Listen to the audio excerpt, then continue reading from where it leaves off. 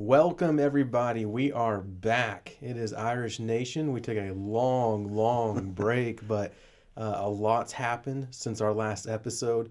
I got married. Pastor Mark can see now. He's at a cataract surgery. This is why True he's got the story. cool glasses on there. So Yep. it's been a fun journey. It was a great football season, and this is what we really look forward to probably the most is our end of the season awards. We did this last year. We're doing it again this year. So there's a few rules for this, and there's not a whole lot. The ones we kind of abide by is the amount of awards has to be less than half of the total amount of players playing on the team. We do that because we want to recognize kids, but we don't want to do participation trophies. And the number has to be less than half of the total amount of the roster that we have. And then you can only give one award to one kid, and so it has to be the one best suited for whoever you're giving it to. So I'm excited. I'm pumped for today. This has probably been one of the most enjoyable processes as far as when we look in and say, okay, we think this person deserves this award, this person deserves this, or no, we think they should get this, or this keeps them from this. It's a fun process to do. Yeah, as we were working through this, I think it became apparent that, for one, I thought we might have been in lockstep agreement, and that doesn't happen all the time. No. But it was just really plain when we looked at the specific awards. There was a player that fit that award. Yeah. You didn't have a lot of going back and forth, and so I think, and it'll be interesting to see too how our vast audience, our tens and tens of listeners, how they feel about this as well. And we'd like some feedback on that. So hopefully, as you see this, you see us around town, you can ask us questions or tell us what you think, or you can respond. You can always make comments on YouTube or whatever. But anyway, so yeah, I'm excited about this. Well, and you talk about our tens of listeners, but this is a official Best Buy hoodie that came from Best Buy. So Thank you, we want Best to Buy. thank Best Buy for sponsoring this show. Glad to have you on board. Well, So, if you're going to advertise Best Buy, I'm also going to advertise these cool T-shirts awesome. that they I have. want one. Yeah, I'm telling you, we have these down at the U Drop In. This is actually the official St. Patrick's Day T-shirt this year, and they're It's available down slick. there. So you're repping yours. You're repping Best Buy. Yeah. I'm repping Shamrock and St. That's right. Patrick's Day. You got the better of that. It caught my eye. I like it's very slick looking. Yeah. I'm gonna get me one of those shirts. All right. It was well designed. And Better so, hurry. They're selling um, fast. the controversy of the millennium, I guess, and I kind of want to hit on this Wow, because the millennium. I think it pertains to football and for coaches and players relationships. But so the Travis Kelce situation with him and Andy Reid, where that clip that we all seen where he gets upset, he's yelling and he bumps into his coach. His teammates had to remove him. What is your opinion on that? Because everyone seems a little bit split on this. Who is Travis Kelce?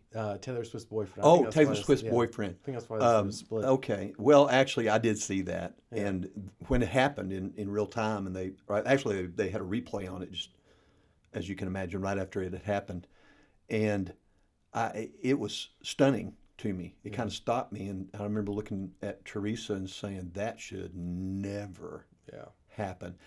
And I thought Andy Reid was incredibly gracious about Right. that. Yeah.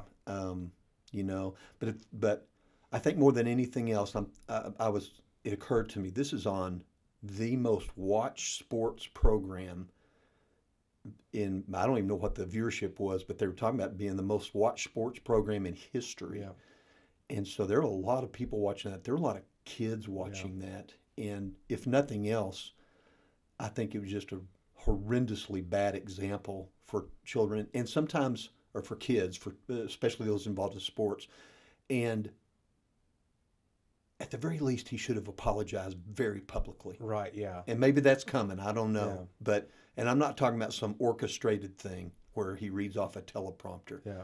I'm talking about a sincere apology and an acknowledgement that was a terrible example for young people. Awful. And I think the real problem with this is there's a shortage of coaches, and this is kind of a reason why, because coaches, they see that it's not worth it. Now, obviously, Andy Reid's got millions of dollars behind him, but Oh, sure. there's kids watching that, and I've seen coaches get treated harshly and terribly. there's no excuse for that. And I was always raised that there's authority figures, whether you like them, hate them, doesn't matter. You give them a sense of respect. And you had coaches, teachers, police officers, whatever it was. Those were authority figures in your life, and there was a certain level of respect that you gave them. Yes. And that's just such a horrible message to send to kids, that you can do this, be an all-star, and you can, because that's worse. I mean, when you are bumping into someone and you're in their face screaming, you're uncontrollable, and you have to get pulled away by your own teammates, that's pretty disgusting. It is. And so I thought that was awful. I think he gets a pass from people because he's Taylor Swift's boyfriend. I'm being honest on that, because I've never seen an example of that where so many people went to defend someone who was clearly in the wrong. But I think it's just...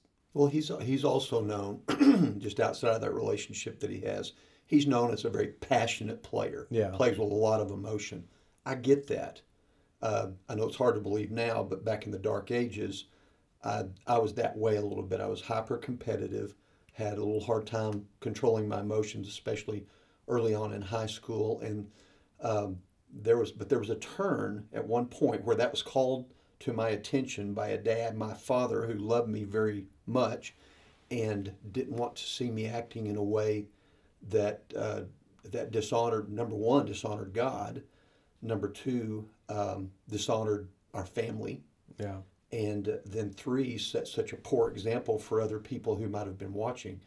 And I remember the conversation about that, and through some thinking, some repentance on my part, a great deal of repentance on my part, I didn't want to be like that. Yeah. I mean, I just didn't want to be that way. And so I began to attempt to live and to play and to do, things in a different way. I mean, I made a decision to do that. It didn't lessen my competitiveness. Right. I still play with a lot of emotion and all, but I changed. More than anything else, I didn't want to have a poor testimony before people. Yeah. And it changed. It changed me. And Yeah. I'll just say, really, it's the Spirit of God changed me. So I would hope for him that he would consider that. And I know they won and all that. And listen, you can win games all you want, but if that speaks to your character, if that's what your character is, you're never going to be in life what you need to be in life. You be successful in football, all that. You're never going to be in life what you need to be in life, and that's what really matters. So I hope that he kind of comes to himself. I hope that he does the right thing out of that. I believe the right thing is to come out and acknowledge that and apologize for it, and then go on and do differently from there. I agree. So. And I'll just tell kids, I get there's times that you get frustrated, but it is hard to be a coach, hard to be a teacher, really, really, really hard. You get heavily criticized. Mm-hmm. Everyone can do your job better than you, but they refuse to do it. The pay is not great. So respect goes a long way. Yeah. And you may not agree with everything your coach or your teacher says. You may not agree with or understand what's going on, but just to have a decent level of respect. And I think respect for authority is just missing in our day and age. I think respect in general is missing, certainly toward authority, but respect, period. Just being civil. And respect your elders. Andy Reid's 65 years old. And that's old. Yeah. He's pretty much he's halfway in the grave at this point. No, I'm just kidding. But I mean, just have some respect for your elders. Like, good grief. I did not, and I don't know if it just reminded me of a coach that was a good friend of our family. Andy Reid reminds me of him, but just seeing that, I'm like, man, what are you trying to do? So anyways, well, enough about that. We haven't even talked about this, but we both agree. You're going to bring that up. I know, but hey, both of us agree on it. But I think it's an important note to say, like, especially if any of our kids watch that, don't do that crap. Right. Don't do that to other coaches. Certainly don't do it to ours. Just don't do that. And I was a little bit appalled at how split everyone was on this. So here we go, our awards. Woo-hoo! This is 2023 Irish Nations Award Show, and we are pumped for this. We are elated.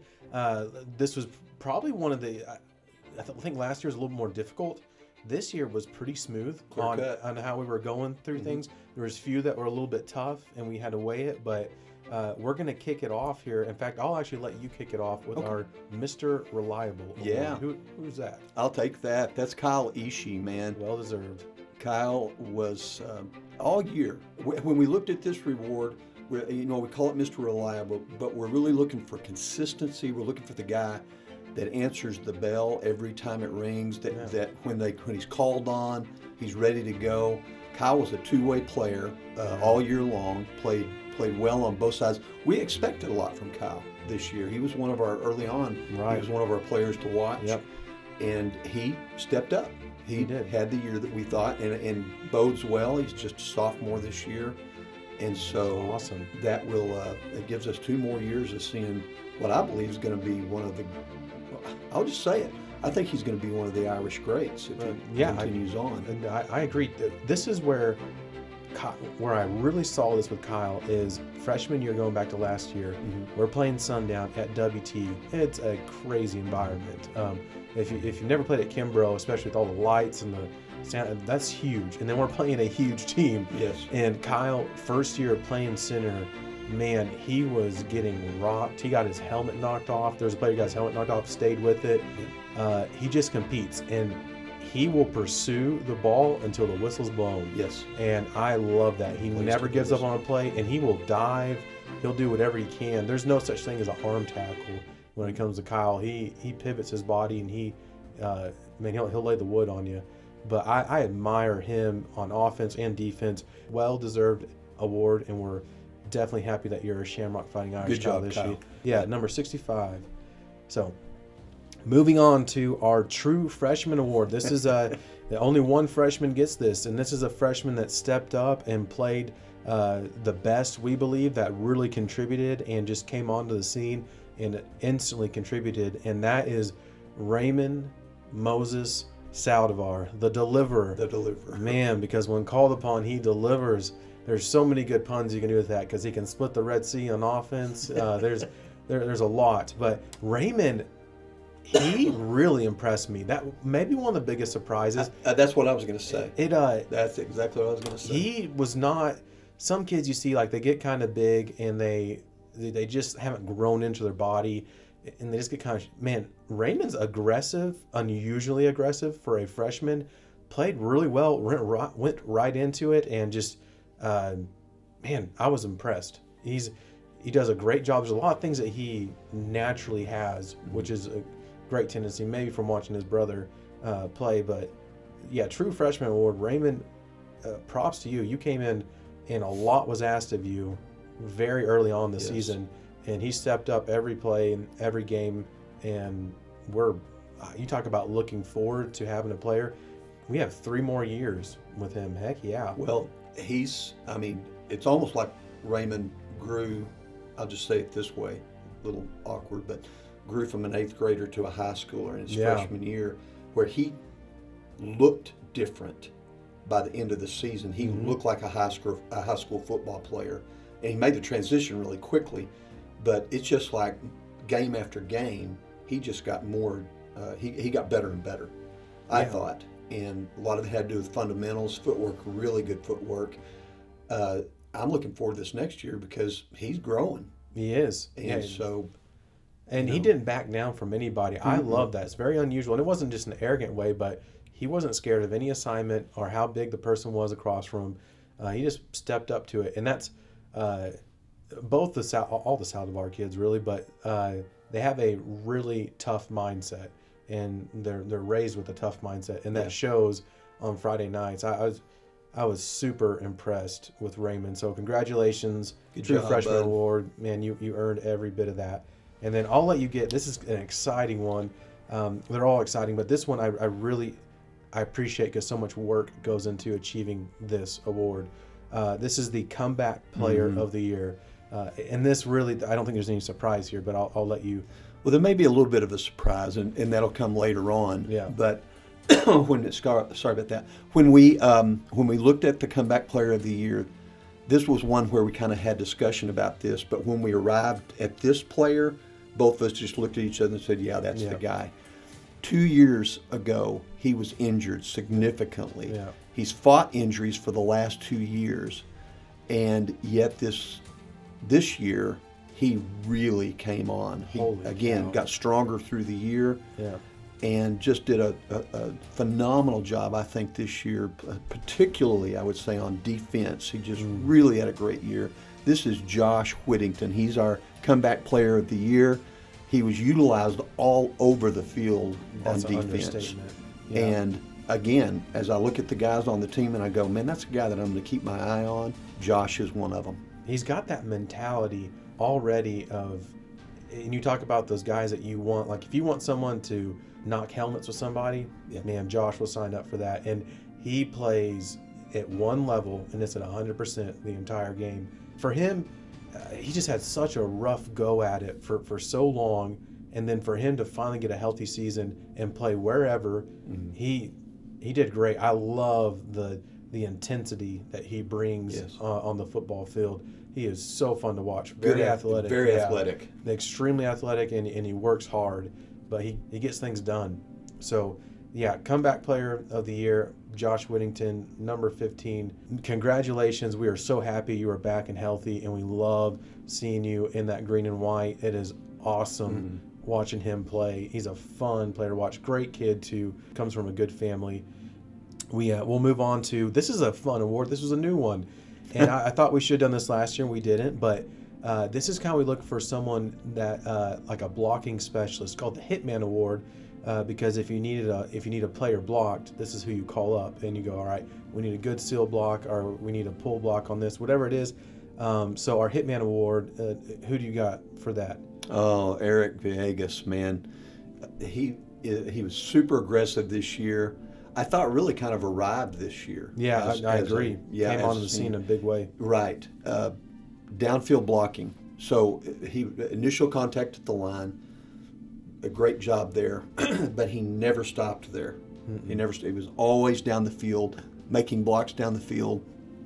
Became one of the best blockers in the district, I think. I agree. Yeah. And so, and he also played. That's offense. He also played defense. Yeah. He played wherever you wanted him to play, but Great you could count on him to do it. And so, yeah, we were looking for somebody. Never shied away from contact. No, he sought contact out. I like I like the attitude that he brings, and he's not scared of nobody. And great field vision. I watch him pass up some blocks and notice he really picks the right blocks to make, and just fun player to watch. For me, that was, I would say, Raymond's a big surprise. So was Eric. He's going to be a big contributor in his senior year. We're really happy to have him. And Hitman Award. That's a pretty cool award. I'm not gonna lie. Sounds cool. That'll look cool framed in your room. So congratulations, Eric Villegas. We're glad to have you and appreciate the season and the work you put in. And so, well, you know what? I've kind of let you take the last two, but I know how much you love this next player, and so I feel a little bit guilty taking this. So I'm gonna have to let you have this. So. I'll let you take this because I feel guilty. I know how you feel about this person. Well, I've got to admit, I don't even know if Jeremiah knows this, but when I go to a game, I watch the whole game and all that. But if there's one player right now on the Irish that I really focus on, it's Jeremiah Luna. And once again, this year, he's done this since he was a freshman. He was a tackling. Of course, he got injured his freshman year. But he is a tackling machine. Yeah. Good football player all the way around. But what I thought he really stepped up this year to become our defensive player of the year is really, he was almost unblockable. Yeah. And we're not talking about a guy that's a massive linebacker. But he has such a nose for the ball. He reads plays almost instantly. I'm pretty sure he knew what the offensive play was going to be before they snapped the ball. It looked like it anyway. And then once he makes a decision, he closes to the ball faster than anybody else in our district.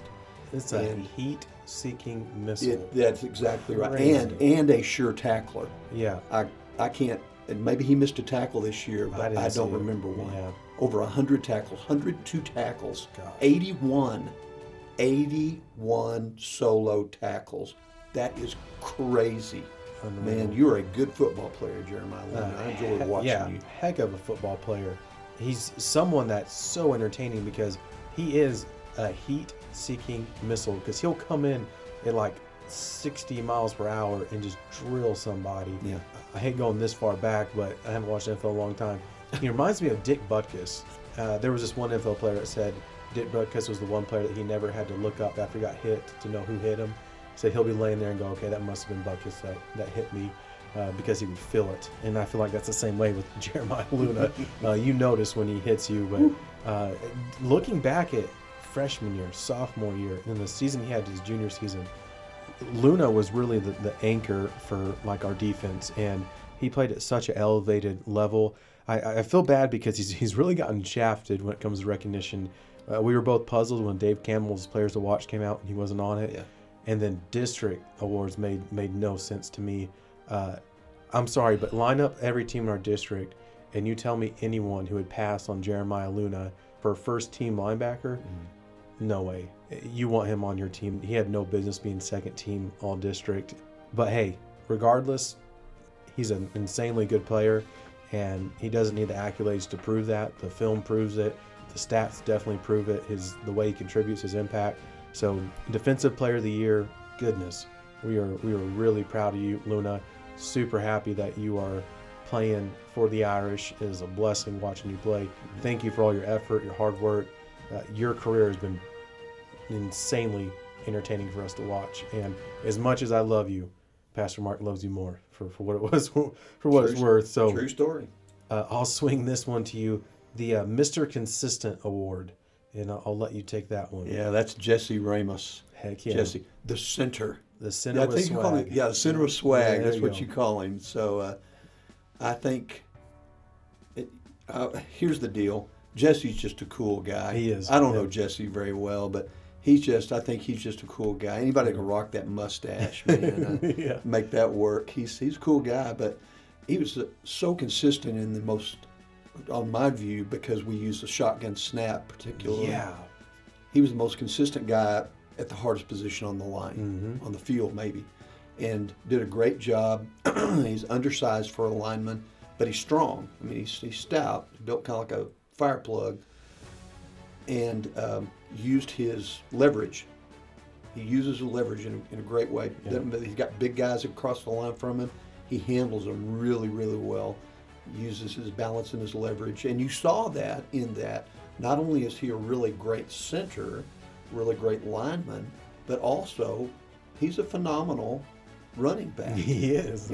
Absolutely. And so there were two 2-point conversions all year. That were his carries. 100%. 100 scored 100% of That's the right. time. Give him the rock. He'll get that the end zone. he got the ball. I don't know of any other running backs in the state that you could say that That's right. 100% of the time. And so he is our consistent, Mr. Consistent, Jesse Ramos. And that's probably the most criticized position, I say, outside of quarterback, is center. Because I don't care if you do 99 great snaps. If you do one bad snap, everyone That's the one they lynches it. remember. And I don't know the stats on this, but just about every game he was outmatched, outsized. And not only can he do incredible snaps, but he can block. He's a good blocker. And really good blocker. I love watching Jesse. I love the attitude. I love the element of swag that he brings to the team. Jesse Ramos is a very likable person. And I got to ask you a question. Yeah. Is that a real mustache? I think it is. It looks real to me. It's kind of like a dodgeball, and they say it must be the hair. I think it must be the mustache. Gosh, it takes me like 10 years to grow a mustache. Yeah. Jesse was doing it like every week. Well, that's what he just flexes and does it. That's how he works. It's That's an it. intimidation factor, is what he calls it. Oh, yeah. And, so well deserved, Mr. Consistent. We appreciate you bringing consistency is hard at your position, Jesse, and you brought it every snap, literally every play. So thank you for that. And then Special Teams Player of the Year, and I'll let you take this one. Giovanni's one of those guys on the team. He's like glue. He's involved in everything and plays at a high level. But I think the place that he shines, and that's why we gave him Special Teams Player of the Year, is on special teams. Yeah, so fast, so yes. smooth, can weave in and out. Yes, absolutely. And he always contributed there. It might have just been in one specific kickoff or whatever, but he always, there was one key time, at least in every game, where it was Giovanni that made the play. Yeah. So he's very timely in his play. I think he's another guy that we're going to see in the junior and senior years as he continues to get a little bigger, stronger. He's going to be one of the mainstays for the Irish. So this year really shined on special teams, played well elsewhere. Yeah, but that's where we really believed he was the guy that shined on special teams this year. He had one catch over the center of the field. I do not know how he held on to it. Yeah. I mean, he, as soon as the ball touched him, he got drilled, held on to it. I still don't know how he did it, but he has gotten extraordinary. When we look at his speed, we look at his quickness, his elusive is what I would use, because he can break ankles, but his leaping ability is phenomenal. Even watching him in basketball, he swats shots on guys that are a foot taller than him. Right. Special Teams Player of the Year is big. I think he's going to make a huge step forward next year. I think he is too. We're excited to have Giovanni, and he's, again, another fun player to watch. I'm going to swing over. Actually, I'm going to take this one because I let you get Jeremiah. I'm going to go to someone I really like. Here we go. And we love all these kids. Yeah, we do. Defensive Lineman of the Year. This, to me, was very easy. Logan Chase, number 35, the Bear. Logan, gosh, when you just talk about a likable kid, someone you love rooting for, Logan took it to task to play for Shamrock. He always said, there's no one else I'd rather play for, no other town than Shamrock. You just love supporting a kid like that, a kid that really enjoys playing for his community, for his school, for his town. You love that. And he had some crazy hits. That one hit he had, I don't know if it's WT High, where the kid went airborne and just Logan killed him. And then, I mean, you look at the huge big-time play sack he had against Bovina. He was just a big-time player. He turned the game around. That was a huge sack for loss. He never took a play off, never. Always gave it 110%. We are going to really miss watching number 35 play. But yeah, Defensive Lineman of the Year, that to me, that was a really easy award to give because he earned it full-fledged. So congratulations, Logan Chase, the Bear. We are super proud of you, and we appreciate all the work. And it means a lot to some old guys like me and Pastor Mark. It means a lot when we see a young kid come up through Shamrock, and we love Shamrock to death. And to see another generation loving Shamrock, taking it serious, wanting to represent them, man, we can't ask for more than that. And your play on the field was extraordinary. So that's our Defensive Lineman of the Year is Logan Chase. This next award is the Rising Star Award. You might get the Rising Star Award if you played, and this is all seriousness, if you played quarterback, running back, wide receiver, linebacker, DB, and defensive end. If you played all those positions in one season, you might be a rising star. And that's Colt Machina. Yeah. Good gosh. He played everywhere. I mean, everywhere. I think there was a few plays where he threw it to himself or pitched it to himself. Well, that's what was impressive is he snapped the ball to Yeah, himself and then through pitched the pass it and then caught it. as a flea flicker to himself. Yes. And like, wow, you talk about a kid that you can plug in everywhere, and that was a lot of changes. He had multiple interceptions, a lot of great tackles, very physical player. I love watching him play, but wherever he plugs in, that he's got star written all over him, and he's a good kid. I love Colt. It's great to have another Machina out there after losing Kit. I'm excited to see where he plays because I'll be honest, it doesn't really matter. He's going to contribute in a big way. Impact player. But I don't know. I can't think of a time I've seen a kid play that many positions. That's a lot to learn. Quarterback, running back, wide receiver, linebacker, DN, and DB. Mm-hmm. Goodness. Mike, we're very appreciative. You want to talk about someone you're grateful to have on your team, a guy that can play every position. That makes it nice. I'm not so sure he didn't play lineman at one point. So, Rising Star Award. Man, Colt Machina, you definitely deserve that. And thank you for all you did. Breakout Player of the Year. And I'll let you get that. And you want to talk about breaking out. This is definitely breakout player. I'll be honest with you, after Kit Machina having such a great high school career here and just being a stellar player for the Irish at the quarterback position, I looked at our team this year, and I knew Phillip was coming up. I knew Phillip was in line to be the quarterback this year, but I just didn't know. I mean, those are not that you have to fill shoes. I don't really buy that, but that's the key. Yeah. That's the key position on the field. And man, did Phillip step up in record-breaking ways. He stepped into the role of quarterback.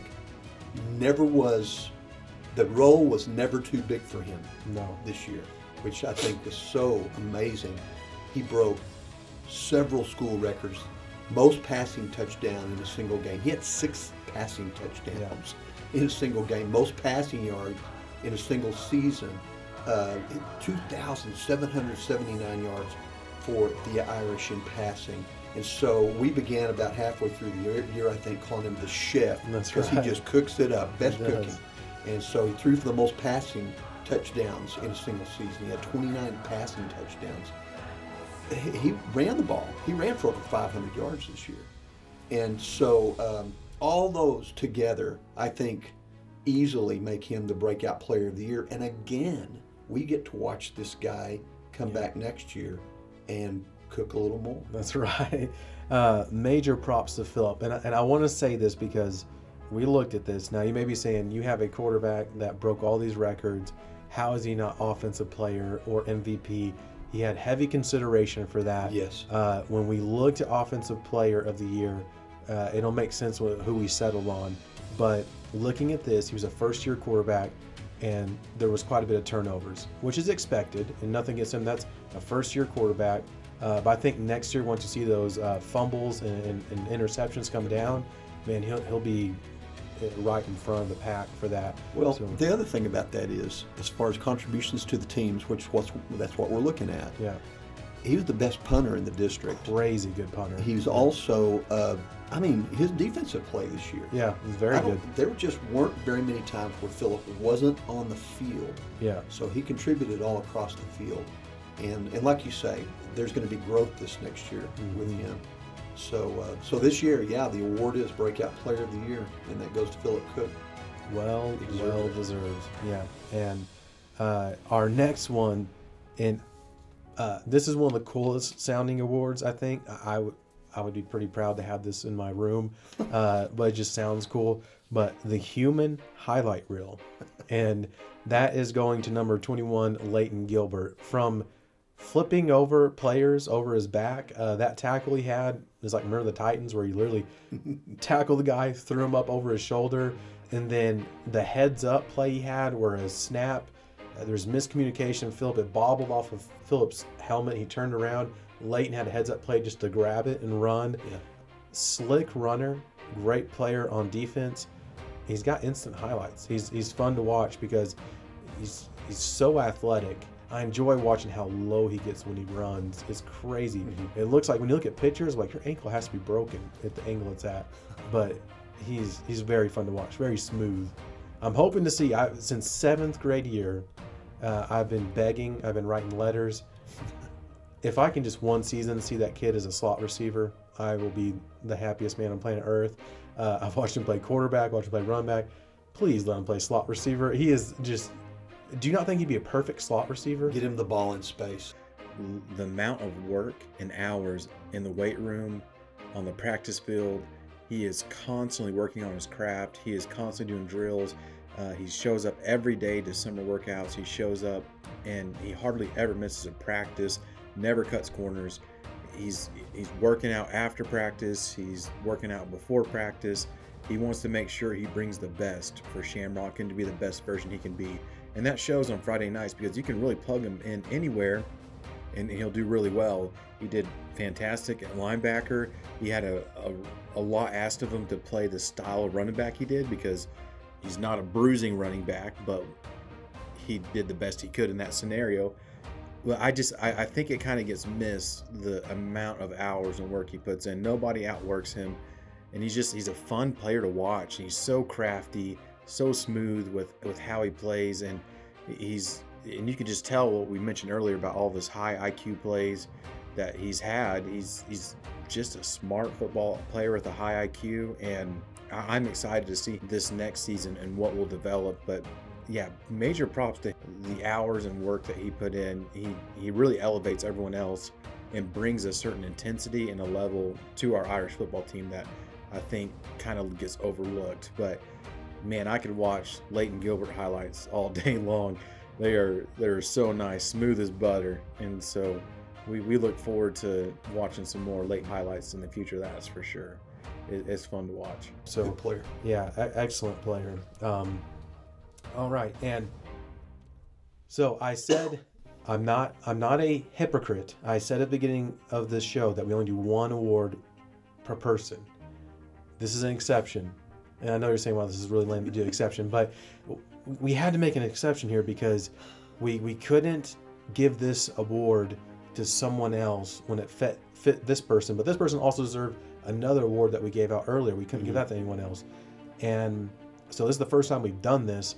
But a player is leaving with 2 awards, and again, I don't like doing that, but it was the only fair thing to do. It just wasn't right to give both of the awards he won to anyone else.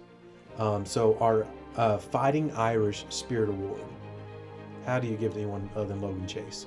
Well, we couldn't. No, he embodied. That's why he's getting this award. And this is where we had this dilemma. I'm like, well, he was clearly the best defensive lineman, but I think sometimes this award people go, okay, this is a kid that encouraged everyone.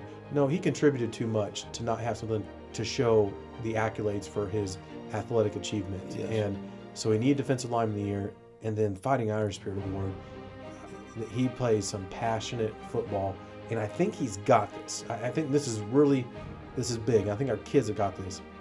They stopped playing to prove people wrong, and they started playing to prove people right. And Logan does that. That's what keeps you playing and in the game in the fourth quarter when you're down big and you got nothing to prove to anyone else. You're not proving anyone wrong. Yeah. But man, you can prove a lot of people right by never giving up. And he brings that fighting spirit. Number 35, Logan Chase. I'm sure it'll upset some people that were given 2 awards because we've never done that to one person, but we didn't feel like there was any other way to do it, and he was well deserved of it. Yeah. So we had a good amount of discussion over this. Yeah. And really, we just couldn't arrive at another. yeah, We couldn't arrive at another solution for this because Logan just embodies yeah, what we really believe really is the Irish spirit. And you've already described that. But Logan, just such a good guy and such a good team player, makes everybody around him better. So you'll never see Logan chewing out another player or pointing out a problem. He'll be encouraging them. And again, I know there's some kids that didn't. There's quite a bit of kids, more than half, that didn't get a single award, and so there'll probably be people upset that someone's getting 2. But yeah, it's I apologize. We try to be as fair as possible on this, but. Yeah, I don't apologize. Okay, hey, there you go. Maybe I need to learn that. I don't apologize at all. Hey, you and Travis Kelce got something in common. Yeah, I guess so. Oh no. Yeah. So our next award is Offensive Lineman of the Year, and I don't know that this will be a surprise to very many people. Just not only because of what he overcame in the season, but had significant injury actually. For an offensive lineman, one of the worst things that can happen is you lose the use of one of your hands. Yeah. And so, but that happened to Ricardo Saldivar, and yet he still finished the year strong, and he just shows how tough this guy is and determined. And so he is our Offensive Lineman of the Year. Ricardo, this was his junior year. I think this was really the year that he really began to shine. He is one of the top tackles. He's one of the top offensive linemen in the district, and he did that although he had a broken thumb for a lot of the season. Yeah. Number 75, Ricardo, played the season with a cast on his hand and proved to be what we knew he was going to be at the beginning of the year. Honestly, we said he was going to be one of the best linemen in the district, and he is. And he does it with technique. Yeah. Now, he's a big enough guy, but he's undersized for a tackle. He's playing against guys most of the time that are larger than him, and he doesn't just compete with them, he defeats them. Yeah, he chops those feet. He blocks with his feet. He puts a lot of effort into it. He does. He was particularly good. We passed a lot this year. His pass blocking is stellar. Yeah, incredible. So good. And we got to give a shot. So we'll give a shout out here. Coach Hayes, man, you've done a terrific job with the offensive line. We're mentioning a lot of offensive players here. We haven't mentioned maybe Kyle. any kid that fits what you view as the prototype offensive lineman. A lot of these kids are smaller. They don't have the size, and man, we did a great job protecting the quarterback. So yeah, Ricardo Saldivar, kid is tough as nails. The Saldivar kids are just a different breed, and I loved watching both him and Raymond play across each other. That was really cool. But Ricardo he brings an element of leadership, and man, you see a guy playing with a cast on with a broken thumb. How do you not elevate your play and give a little bit more? And that's a hard thing to do as a lineman. So yeah, offensive lineman of the year, goodness, you earned it, bud. So Ricardo Saldivar, congratulations, number 75. We'll go on to most improved. So most improved is Gunnar Turan. He got better as the season went on. He did. I think he kind of got his feet underneath him, established some confidence, and started playing with a lot of aggression and played hard. Gunnar was another one of those that, and we this kind of characterized the team a little bit. He was willing to do anything to play anywhere. There was one particular game where he was called upon to play on the offensive line. And had a weird number. I don't even remember what the number he had. We didn't even know who that was what the heck? to start off the game. Yeah. And played. And I mean, it did a good job on the offensive line. And so Gunnar is, I would say he's another one of these that I look at. He became a football player this year. He decided he could play football and did really well, better and better all through the year. Became one of the best defensive ends we had. Yeah, it did really well. And so Gunnar Turan, number 12, Most Improved Player Award. Congratulations. So Offensive Player of the Year. And this is where we had a lot of discussion in terms of Phillip and Rodney on this, but when you look at the fact that Rodney set the record for most receiving yards in a single season with 909, almost 1,000 yards, he had 8 receiving touchdowns. He was a constant threat on the field. He was really a chain mover, and special teams. It was fun to watch him do kick and punt return. But gosh, I think almost getting 1,000 receiving yards is super impressive. So. Offensive Player of the Year, Rodney Holmes. So much fun watching him play. A lot of fun. He also lined up on, I know that's an offensive award, but great coverage and defense. He was he was a lockdown coverage guy. Yeah, he really was. On defense. Was such a good player. I think if I were a college looking for a really good kickoff and punt returner, I'd sure give him a look. Yeah, absolutely. I'd sure give him a look. Yeah, Rodney Holmes, number 1 Offensive Player of the Year. We are very appreciative for all the work, all the effort you put into that season. That was really awesome to watch. Some of the best catches I've ever seen in my life. It was so much fun. So congratulations to Rodney Holmes. Now, MVP. Yeah. Most valuable player. I'm going to let you take this one. Well, when we look at this award, again, we're not just flippantly handing these awards out. We looked at how the kids, how these players, these students impacted the game and were a part of the team effort to succeed through the year. And so as we looked at Terry, it's not just his athletic ability. He is a phenomenal athlete. Yeah. But we had to take into account the fact that he had a devastating knee injury in the playoffs junior year.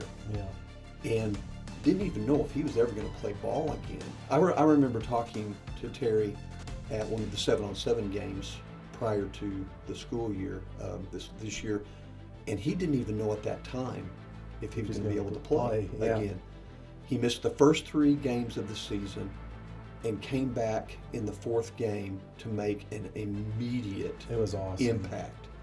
And so you call, and I think this is true of him, you call him the Punisher. Yeah. And it doesn't matter whether he is running the ball, whether he catches the ball, whether he's on defense, whatever. He had 69 tackles on defense, and was, again, he locked down coverage on people when he was in coverage, forced fumbles, recovered fumbles. We're pretty sure that there were several players that were never able to play the game again once he had hit them. He was just a great player. So all the way around, great leader. The overall impact on the games and on the team. And so as we looked at these guys, Terry just leapt to the top for the MVP. And so he is our MVP for this year. Great season, Terry. You did a great job. First game back, 3 receptions, 65 yards, 2 touchdowns. That was his first game back. Goodness. And like I said, missed the first 3 games of the season. Had over 800 yards. Yeah, that's crazy. So when you look at that, and so 838 receiving yards, average of 20 yards per reception, we'll take that. And then he had 10 receiving touchdowns. Mm-hmm. And when you talk about him being the Punisher, I loved whenever it was us against Clarendon. Clarendon was up by like 40, and these kids do not quit. Terry had a hit that I felt the ground move when it happened. I mean, rocked a kid. And I love bringing that tenacity, bringing that that mentality of like, we're not going to quit, we're going to keep on playing. And to do it the way he did, to miss the first 3 games of the season, and to be an MVP. Not very many people miss 3 games in our contention for MVP.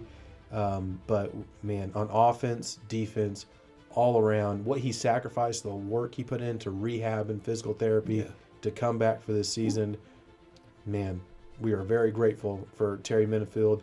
Glad that he lined up on our side of the ball. So congratulations, Terry Minifield. Well deserved, and we're going to miss watching you play, but most valuable player, you earned it, bud. And rounding up, last award of the season, and this is special. This is more of a legacy award. It's more cumulative. Right. Yeah, and it's probably the greatest award an athlete could get, in my opinion. But we've mentioned it several times, but we are going to officially recognize Braxton Allen as the greatest wide receiver in school history. Here's the thing: number 1 in receptions, career, and so is all career stats. Number 1 in receptions, number 1 in receiving yards, number 1 in receiving touchdowns, and he's had some of the biggest games ever. It has to be in contention as one of the longest receptions in a playoff game. He had a 94-yard receiving touchdown against Groover, and then, I mean, you just look at the game he had against Clarendon, and everyone talks about him picking up that fumble, taking 80 yards. He always showed up big in big games. So impact is there, catching ability, the stats are there. I don't know how you don't. So we're calling this a GOAT award, and so we're officially recognizing him as the greatest wide receiver in school history. Number 14, Braxton Allen. That I remember. Braxton, his freshman year, he was about as big around as a sapling, out there playing. And when you saw him, the first thought that I had when he was out there was, that guy's going to get broken in 2. He's much more durable than I knew he was. Yeah. But when I saw him play, there's just certain players that just snap. Yeah. You just see them and go, that's going to be a special player. Braxton was that guy from the get-go, from his freshman year on, and boy, that proved true through this senior year. Just did a great job. And another example of what I think of when I think of the Shamrock Fighting Irish. I agree. And if you leave the school in the number 1 in any category, your position, then it's easy to say, hey, you're the greatest of all time. You're number 1 in receptions, receiving yards, touchdowns, all that. So you just look at the way Braxton has dominated his position. But we've kind of missed this, but we haven't talked about how difficult that is. Do you realize how difficult a journey it was for Braxton to do what he did? He's played under 3 different head coaches and under 3 different quarterbacks. There's a lot of players you can say, well, he played for a good quarterback. He played underneath a good system. 3 different systems, 3 different quarterbacks, successful under all of them. Played under Jarrett Vickers, played under Jeff Caffey, played under Skelton, played under Shea Jernigan as quarterback, Kit Machina as quarterback, Philip Cook as quarterback. And the one constant throughout all that is Braxton played at a high level. That's incredible. So I don't think we ever really gave him the dues he deserves. I'm talking about how difficult of a road that was, and how he achieved it. So that to me is what really sets someone apart. You're successful in 3 different systems, under 3 different coaches, under 3 different quarterbacks. That, holy cow. So, yeah, undisputed, greatest player at his position, no doubt. Just, man, some of these kids, they make it fun to watch. Right. And regardless of what the record shows, regardless of how the season goes, these kids are worth supporting, and they are so fun to watch. So I'm excited for next year. Next year, and we'll talk more about this whenever we start our show up again for the 2024 season, but we had realignment. Very interesting. We got to Region 2. Our pre-district schedule got released, and wow, it is going to be tough. But I will say this. I like now it's easy to say this when I'm not the one playing, but the mentality and attitude of going and competing with top tier teams. There'll be tough games. Now, we could have chose a cupcake schedule and done the Sunray way of just getting the worst teams of the worst and playing them. And we didn't do that. And so you got teams on there. Spearman, very physical, played Wellington really well last year. Always a good team. You got WT High bringing back that Cade kid. That's a crazy good quarterback.